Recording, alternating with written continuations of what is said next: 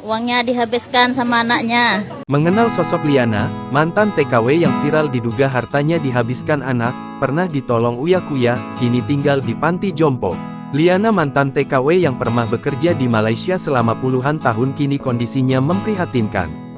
Wanita asal Bondowoso, Jawa Timur mantan TKW ini setelah pulang dari Malaysia kondisinya memprihatinkan setelah harta bendanya dijual sang anak.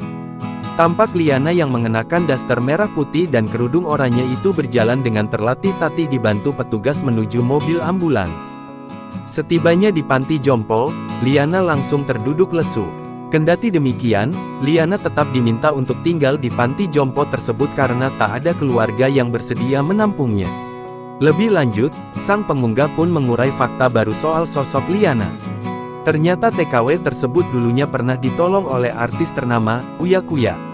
Tujuan ia membuat video tersebut agar Uya Kuya bisa kembali melihat nasib terkini Liana.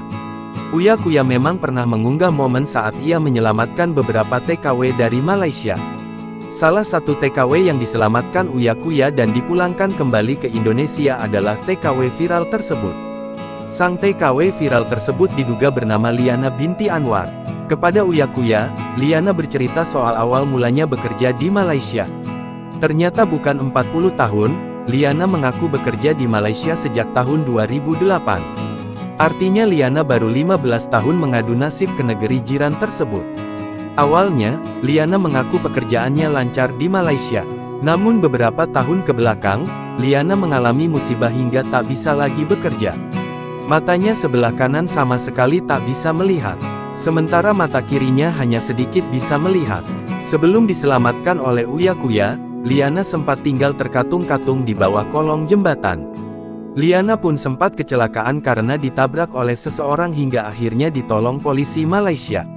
Dari sanalah Liana ditempatkan di shelter penampungan KBRI Malaysia.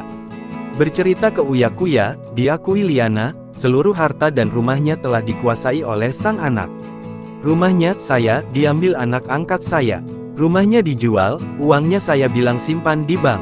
Kata anak saya dibeli sapi, kambing untuk ibu. Setelah itu istrinya buka warung, ujar Liana. Download Tribun X sekarang.